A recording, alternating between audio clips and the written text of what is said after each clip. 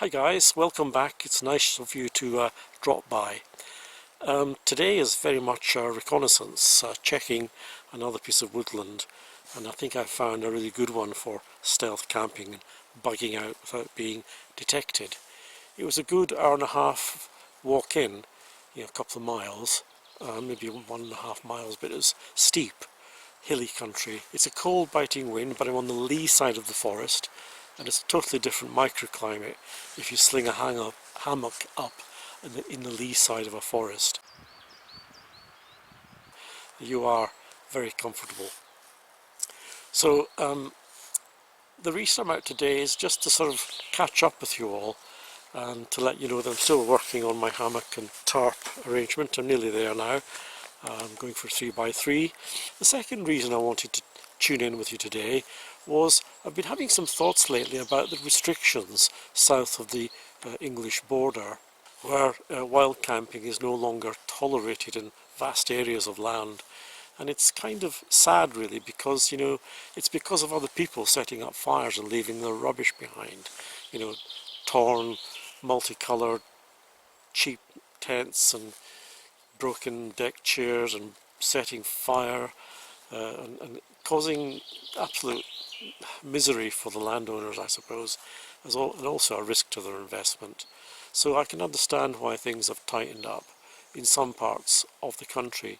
Here north of the border in Scotland, there's a long tradition of right to roam now, and a nice relationship exists between hill country sheep farmers and hill walkers. But there is a kind of precarious situation now where when people leave all their campfires near picnic areas and the edges of woodlands, landowners have started closing gates and putting obstacles up to restrict people parking, to stop people pulling up places that used to be recognised, hill walker laybys and camping area laybys. But now all this is getting a bit more kind of, confrontational. The right to roam exists in Scotland so that people can collaborate with landowners by simply respecting the investment, stick to footpaths, to farm tracks and tractor tracks, to the edges of fields, avoiding livestock and not walking through crop, and closing gates correctly and not startling livestock if possible. Wild camping is generally still tolerated in Scotland, and I'm hoping it will continue to be so. But people that set fire on roadsides and have picnics and leave their debris, their empties and their rubbish are undermining the privileges that we wild campers, stealth campers, enjoy. And the only way around that, I suppose, is if there's a change in legislation, which there might be in the future, we never know.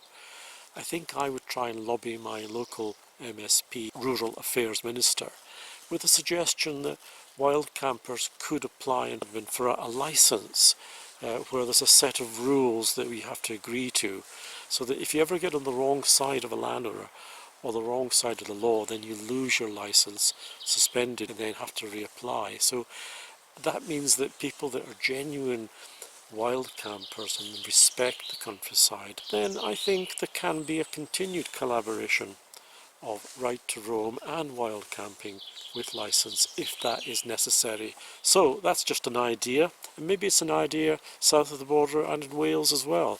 Perhaps the local MSPs and MPs, rural affairs ministers, can be approached with that idea. That end of rant. So lunch is now ready, so I'm going to say to you thanks for dropping by again, and it's nice of you to listen to me rambling on, and do try to get out into your local woods whenever you can, even if it's an urban forest or a little hidey corner that you found somewhere. Just this summer, if you are able, just try to get out and lift your spirits and be out in nature. Crown earlier was possibly a chaffinch. Yeah, that one. Anyway, till next time everybody, take good care of yourselves and stay optimistic and keep getting out if you can. Chin chin.